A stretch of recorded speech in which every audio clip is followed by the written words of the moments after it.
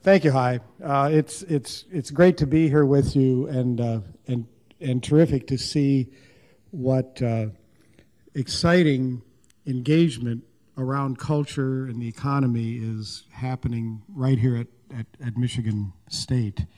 I want to thank everyone involved for the hospitality I've enjoyed over the last, I guess now, almost 2 days. And especially Kurt Dewhurst and Marcia McDowell, who have been so generous with their time. Kurt, of course, is an old colleague. Both are folklorists. Kurt's now the president of the American Folklore Society. MSU has been kind enough to lend him part-time to head that organization, and so I'm very pleased to be with them and thank them for their generosity. The Curb Center is an arts policy center with a difference, interested in creative enterprise, not only the nonprofit sector. And so it's great to be with you here in East Lansing. Back when I was chairman of the NEA, I mentioned that I grew up in the Upper Peninsula. I still pay not a lot of taxes. I pay some taxes here in Michigan because I own a home up on the shore of Lake Superior, just outside of Calumet, Michigan, where I graduated from high school in 1962. The last time I was actually on this campus was when I was brought down here as a National Merit Scholar semifinalist in the summer of '62 when Michigan State was trying to get me to come to school here, but instead, because of family pressure, both of my parents had attended the University of Michigan, and so that's where I went to school. But I have fond memories of that visit, and I often think that I would have chosen better had I chosen to come to school right here at Michigan State. And when I was with the NEA, I would drive.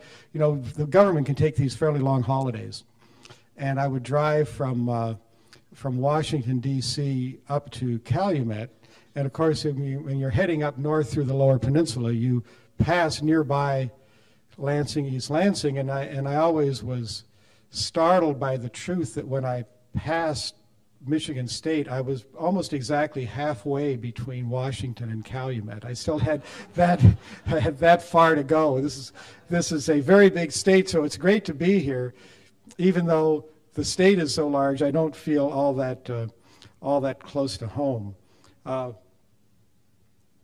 Here's my talk. You notice I got the date wrong. I've got me talking tomorrow, but this is what the address is going to be about, and we're really talking about a couple of themes that I think are going to be very important.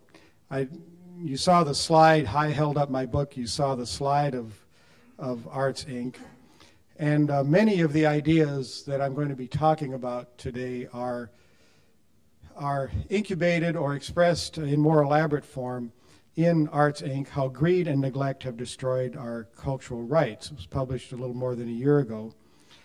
I mentioned the Upper Peninsula of Michigan in that book a number of times. It shows up a lot of different ways. The Calumet, of course, is today a poor, failed copper mining town. The mines began to decline really in the mid-1950s, and the last copper mine closed in 1966. But it's a culturally rich area.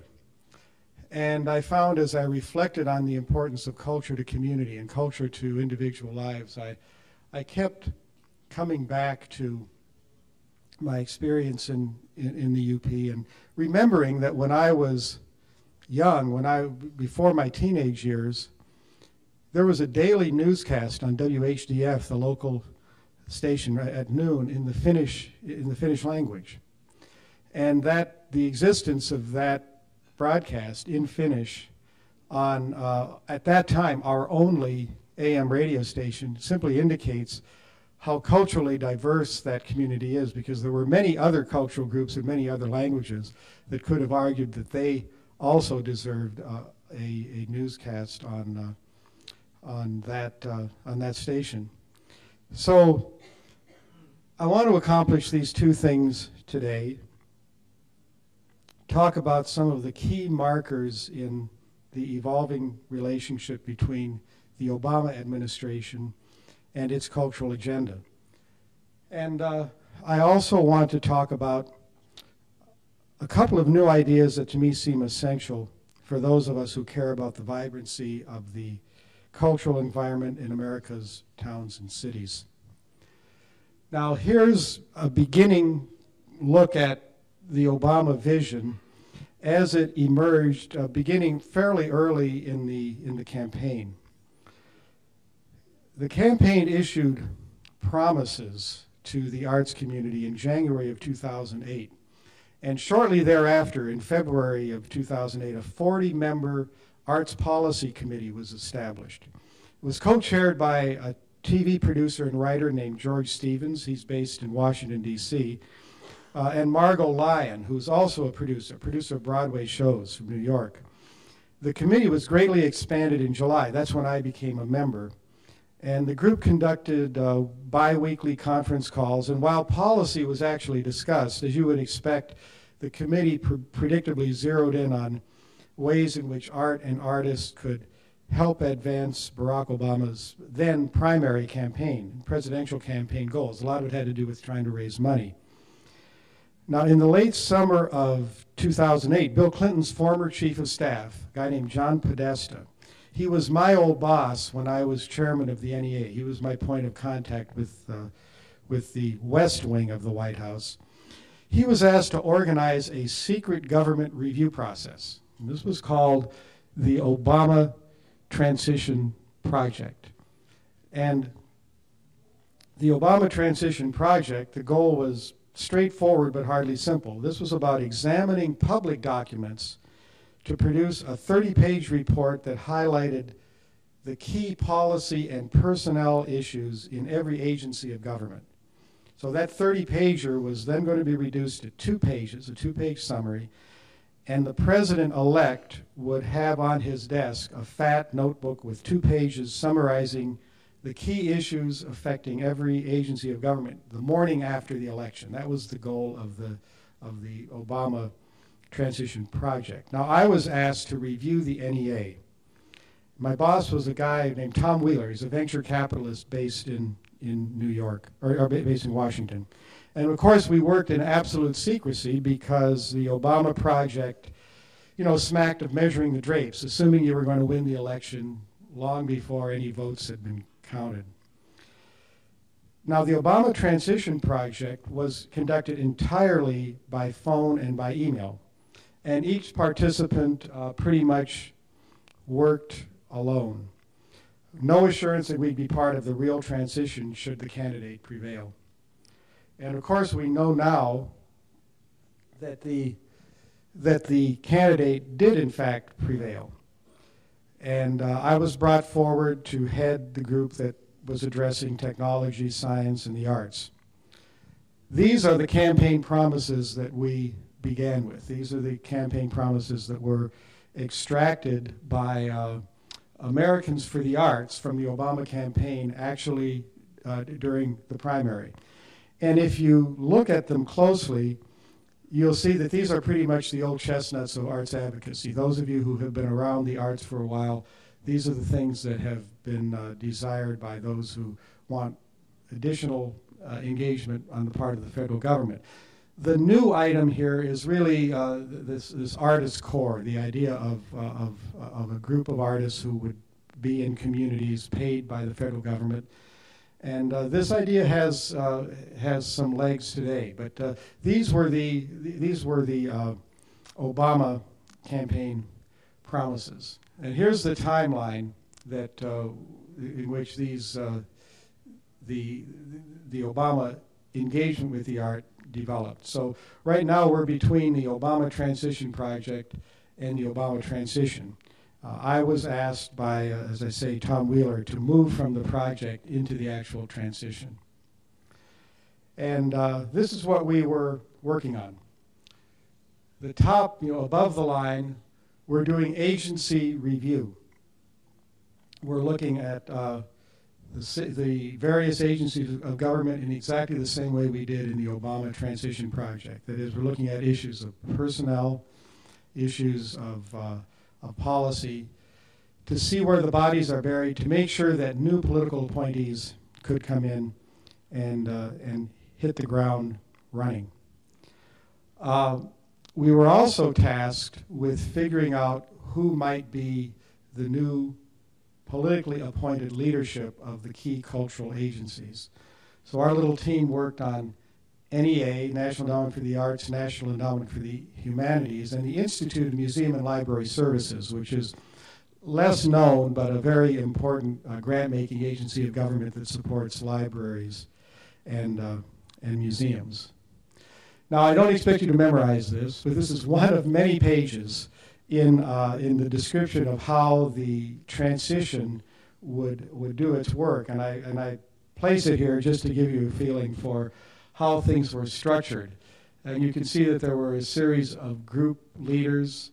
I was in the group right below the center of the chart, the one that was science, technology, and the arts. And so we were kind of an odd combination. We were an odd cohort. There were about 300 of us working in the transition.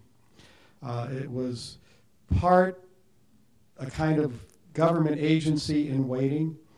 It was part a euphoric, successful political campaign, and it was something of an employment office, because I would say 2/3 of the people I worked with in the transition were very interested in moving from the transition into government. In fact, I think I was one of the few who from the outset said, no, I'll be here for 9 weeks and then I'm going to go back to Nashville.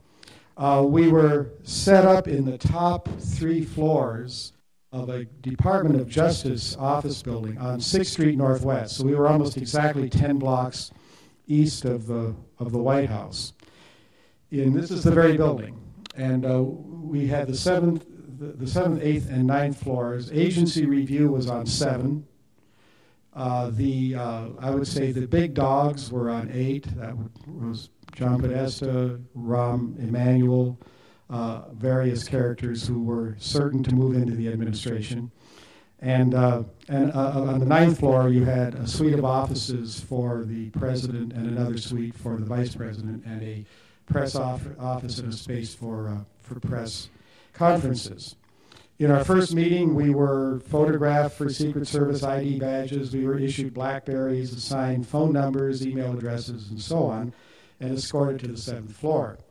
And because Tom's group included science and technology, I was in a cluster with a bunch of Clinton-era political appointees who worked with agencies like the FCC, the National Science Foundation, the Department of Commerce, and so on. In fact, my office mate, Jim Nolenberger, was heading agency review for NASA, and that's the space agency, not the organization that works with state arts agencies, what I call the real NASA.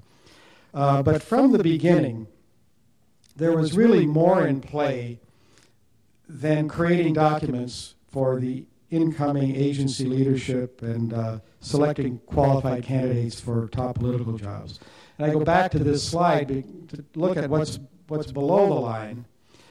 You know, remember, our economy was in a 5-turn spin. That's George Bush's phrase in mid-November. And it was obvious to me from day one that the contents of the inevitable stimulus bill that was going to be assembled not by Nancy Pelosi. You know, it's always been called Nancy Pelosi's bill, which always intrigues me because it was almost entirely put together within the transition office. And from the outset, everybody was trying to get the agencies they worked with designated as a recipient for some of the federal money that was going to be certainly coming down the pike. Now, it's a story that could fill its own speech, and I'll answer questions later, and I'll be happy to take questions about it, but to cut to the chase, after a fascinating and slightly contentious process of internal advocacy and negotiation, I learned in January, and this was just at the 11th hour as we were closing the offices, that $50 million would go through the NEA to arts organizations around the nation as part of the stimulus, the economic stimulus effort to create and protect jobs. Now, the $50 million itself, those of you who track this, it became very controversial in Congress. A big fight between the Senate and the House. The Senate didn't put the money in the bill, and in fact, Tom Coburn authored an amendment to the bill that said no money would go for the arts or for dry heat saunas, light shows. He had a list of things that he was willing to treat dismissively, and money for the arts was one of them. And the amendment passed. But in conference, David Obey, the chairman of the House Appropriations Committee, Nancy Pelosi, who got a phone call from Robert Redford, stood firm. And they said the House voted for the $50 million, and it's going to stay in. I swear the New York Times had the story already written. You know, NEA loses again. You know, they just assumed, there was just an assumption that that money was going to be taken out of the bill, but it wasn't. It stayed in. So that was part of it. Keep getting money for your agency as part of the transition job in that stimulus bill that was being crafted in that 6th Street office building. Now, I had my own agenda, and I call it the Journey West, and I argue about this at some length in Arts, Inc. During my tenure as NEA chairman, I had become convinced that arts and culture need to find a new way of connecting with the policy apparatus of the White House. Now, from 1965 on, when the agency was first created, through every presidency, into the Clinton administration, into the Bush administration, our cultural agencies have been linked to the executive branch through the White House Social Office and the Office of the First Lady. It was actually Hillary Clinton's office that recruited me to be NEA chairman. Thus has it always been. There are, after all, two wings in our White House. The West Wing, and that's the one that's been made famous on your right. It's the one that's been made famous by the long-running TV series. It's home to the Domestic Policy Council, the National Security Council, the Council of Economic Advisors, and so on. And then there's the East Wing on the left, where those of you who've attended White House events were screened through security. If you wanted to sneak into a White House dinner, you had to do it through the East Wing. It's also where the White House Social Office is located and where most of the offices of the First Lady are headquartered. So if the West Wing is about public policy, the East Wing is more about, well, parties and the social life of the White House. And although I hold all of America's First Ladies in the highest regard, the truth is that agencies that are linked to administration leadership through the social office simply don't acquire standing with real West Wing policymakers. And burdened by a thin connection to policy actors, the arts and the NEA have pretty much remained an amenity, albeit one that can quickly turn politically toxic. And that was, of course, the case when arts controversies dogged the elder President Bush during his second primary campaign, which ended up in the fights over Mapplethorpe and Serrano and John Frohnmeyer, then the chairman of the NEA, losing his job. I hope to change things. So while I supervised transition agency review and we worked to assemble our list of NEA chairman candidates and lobbied to make arts workers part of the economic recovery package, I also peppered my transition colleagues with memos arguing that something I labeled an arts and culture portfolio should be positioned somewhere in the West Wing, probably in the Domestic Policy Council that was then being put together by an Obama advisor named Melody Barnes. And these are the things that I thought should be in there, in that cultural portfolio. And I kept trying to talk to my colleagues on the 7th floor about the obvious fact that authority in cultural matters was scattered all over government, and it would be good public policy to find a way for the Obama administration to consolidate its work with many agencies in one West Wing office. So what has happened? What's happened since the transition ended, and the threads of these campaign promises, stimulus money, the new appointments, the organization of the Obama White House, how, as these have all been knitted together, what's happened? Well, I think the news is mixed, basically good but mixed. The NEA, on the stimulus package, it did a first-rate job of distributing its money. This is how that money went out. I've heard that the Office of Management and Budget singled out the NEA as being, it was certainly one of the very first, perhaps the first agency to actually move money. Makes sense, they're grant makers. But single them out for the excellence of their program. You know, second, in Rocco Landsman, the president picked, I will say, the least mainstream candidate on our transition list. And I'm revealing for the first time that he was on our list because I know that Margot Lyon, one of my colleagues, has spoken to the New York Times about this, so it's no longer a secret that he was one of the 5 names that we sent along to the White House. But he was the one that no one in the arts community would have automatically recognized. Now, I'm convinced that Rocco's bold stance on the value of art and of the endowment and his focus on art in communities will ultimately significantly advance the NEA. And the idea of an artist corps, the idea of an artworks program with artists and communities does seem to have some traction. Not so much with the White House, but with congressional leaders like David Obey and Louise Slaughter and others who have supported the arts over the years.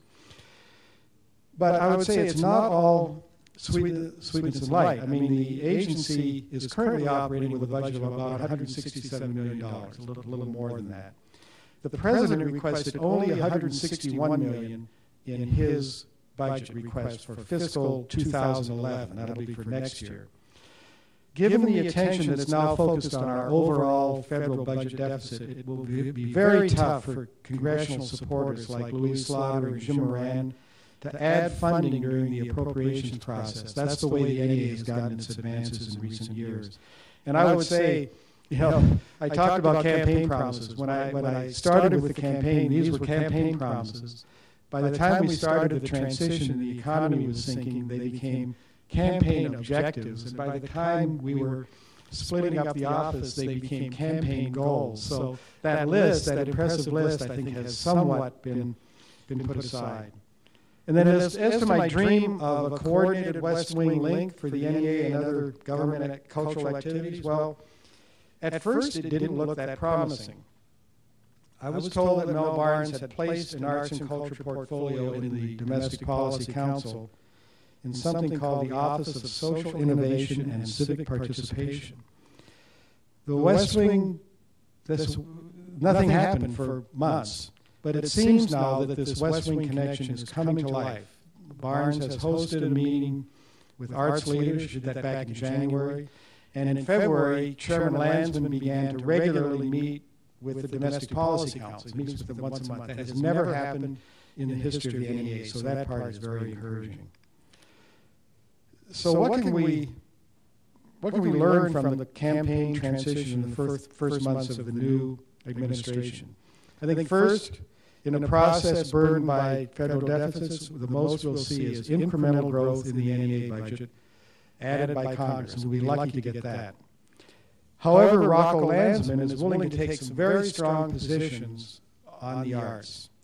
And it does feel that the timing may be right for a bolder message around the federal government and culture. You know, when I was chairman, we were all in a defensive crouch. You know, the Republican Congress had just been on the NEA for nearly a decade. And Rocco is temperamentally and intellectually not suited to a defensive posture, and I think he's delivering a bold message that I think may end up proving that the right-wing rhetoric that we've heard over the years is really mostly bluster. And if that message gets through, it will make it a lot easier for the White House to be supportive.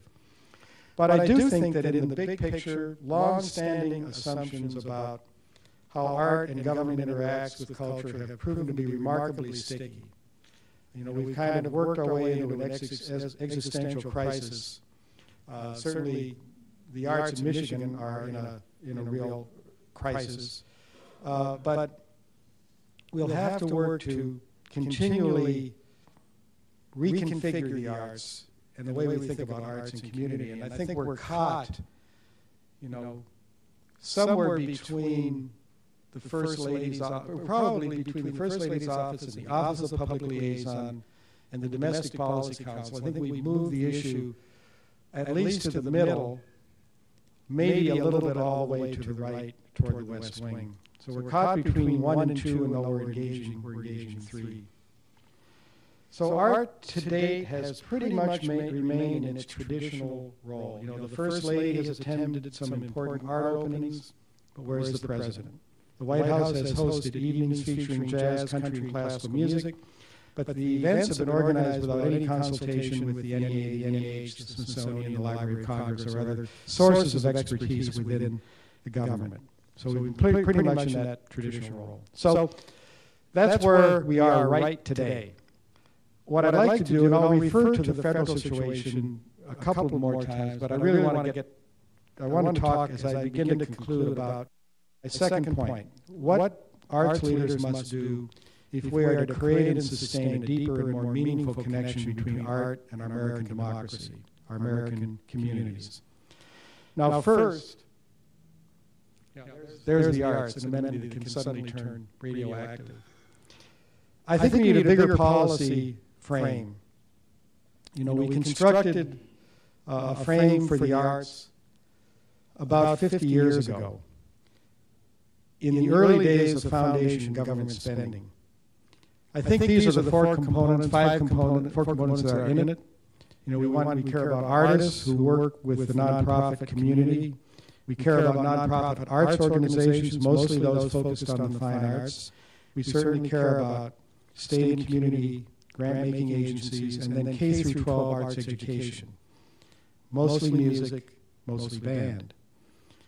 Policy questions and advocacy about the arts have pretty much been posed within this frame. So we strategize about ways for nonprofits to connect with minority neighborhoods, study the impact of arts facilities on real estate values, advance claims that music instruction improves in-school test performance, or that the presence of a creative class will increase the city's appeal as a site for industrial relocation.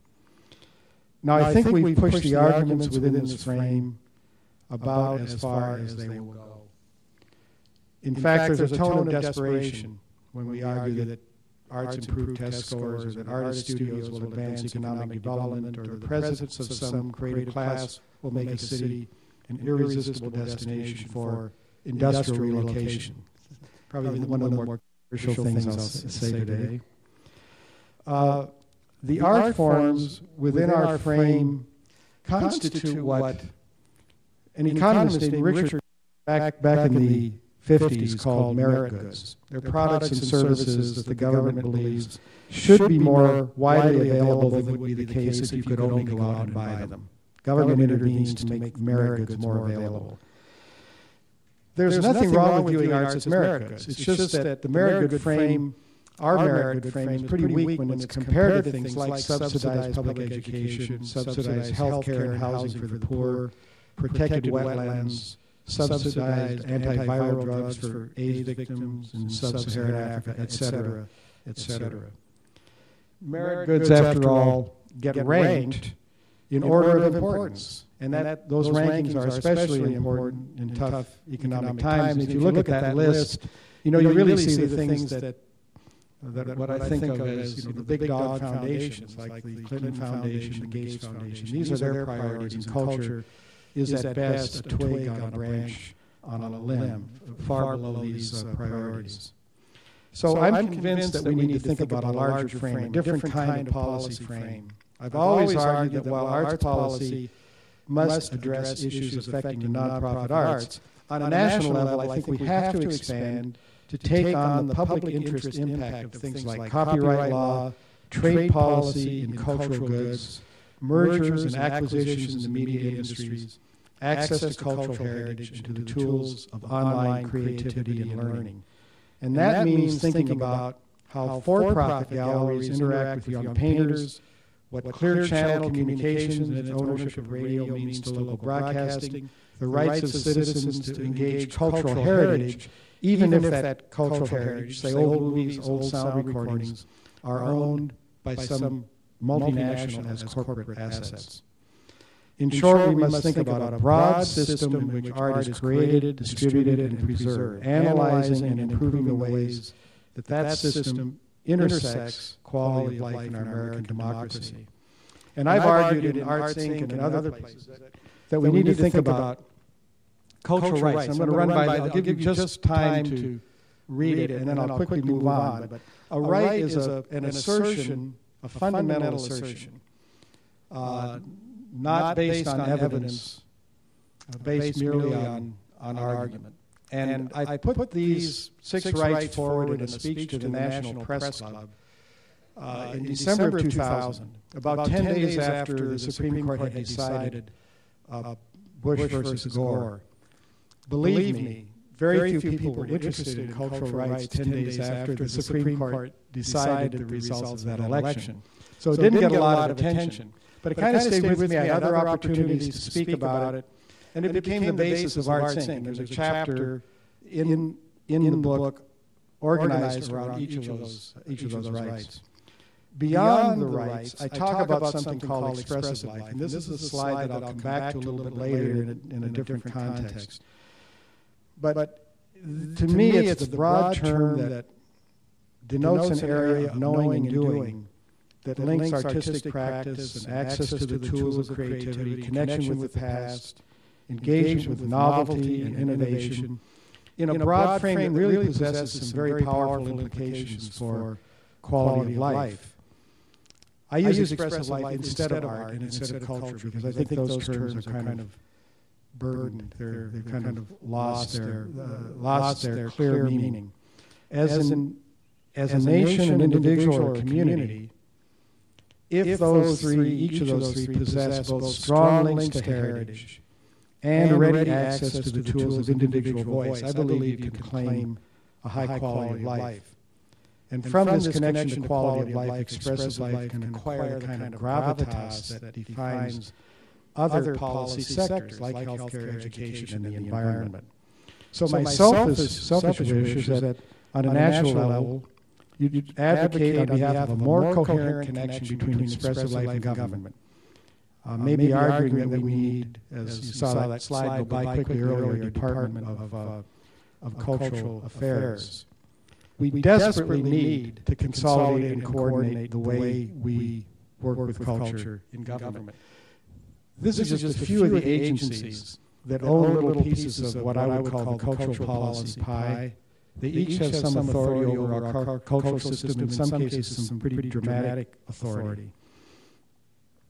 And they're the ones that determine the way our art system interacts with artists and citizens here and throughout the world. Now, this kind of vision is of necessity long-term and national in scope. But because most of the laws and regulations that define the playing field on which art gets created, moved around, transformed, consumed, is federal, this transformation will only occur after a patient advocacy effort. But I'd like to shift my focus away from Washington, as I really do wrap up today, take your questions, and talk about art and community policy objectives that I think offer a real opportunity for front-line leaders who want to talk about how arts connect here in the greater Lansing area and in other communities in Michigan. I met yesterday with Leslie Donaldson, with Kent Love, connected with your Arts Council here, and we talked about some of these issues. Here's our, just as we had an old frame nationally, I think we have kind of an existing frame for art at the community level. We also need to change this frame and think broadly about the quality of the expressive lives of individuals and communities. And that means moving beyond nonprofit K-12 frame to gather up an array of indicators that together determine the cultural vibrancy of the city. When I put creative class up there, I mean, that stands for all of the STEM pressure to create everything and all work in economic impact. So I'm talking about community studies that count movie screens. I'm going to leave this up for a while so you can look at it, but count movie screens, independent bookstores, library branches, art galleries. I'm talking about measuring the penetration of high-speed internet services, cable television in poor neighborhoods, calculating the number of nightclubs that feature live local music, the number of locally owned radio television stations, counting about talking about counting the number of community schools of the arts, and of course, attendance at symphony concerts and museum exhibitions. But when it comes to arts education, now here's a controversial idea. Let's not just count nonprofits and public school activities, but also think about private music teachers, for-profit music instrument retailers who are giving lessons in their stores as part of this new broad assessment of the music education scene. We've learned from the studies by Wolf Brown, arts consultant, and others, that attendance at the activities of traditional fine arts nonprofits, that is, the institutions in big gray limestone buildings in the heart of cities, that attendance has steadily been declining over the last decade. Communities, however, community arts are on the growth side of the curve, because you and your counterparts are at the very center of the explosion of real arts participation. And I'm suggesting here is a new kind of community study or survey carried out within a broad conceptual frame designed to measure every marker of a vibrant community expressive life. A survey that looks at these elements and how weak or strong they are in any particular city. The notion would be to engage citizens and leaders of government in celebrating real arts engagement, finding areas of strength and weakness, and adopting policy to strengthen where things are weak and celebrate where things are strong. So we're talking about a community cultural plan, a compilation and analysis of the results of such a study would enable a logical next step, the creation of a community cultural plan designed to protect arenas of accomplishment, repairing or improving areas of efficiency. Now, there are targets of opportunity out there. You know, there's a bill coming down the pike that the president should soon sign that will expand low-power FM radio opportunities for nonprofits. There is an opportunity to begin to revitalize localized broadcasting if nonprofits get in line, get these licenses. Most of them have gone out, I will be honest, to religious organizations.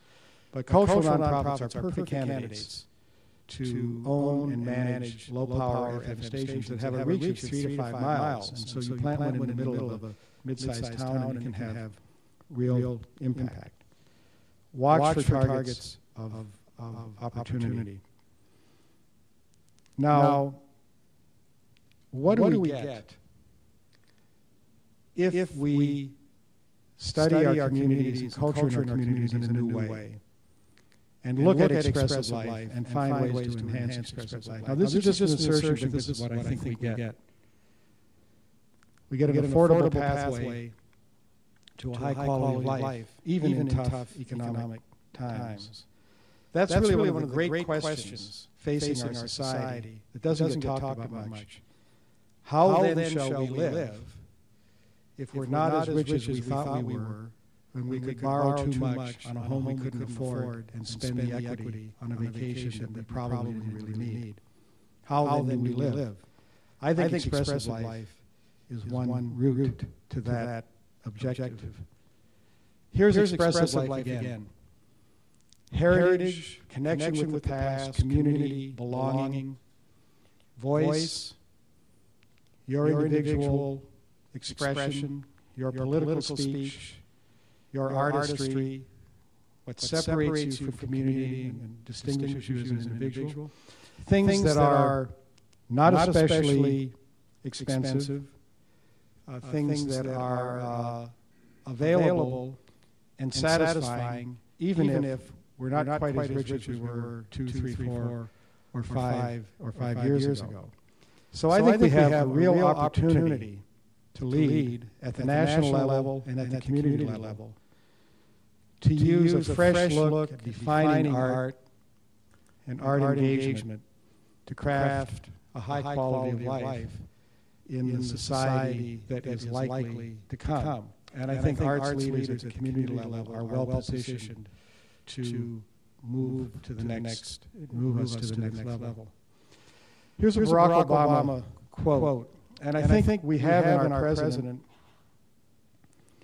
a leader who is uniquely connected with culture and artistry through his work as a writer and through his biography and his connection with multiple cultures around the world.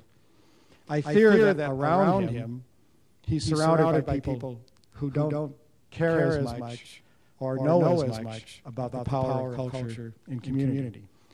But I think he gets it.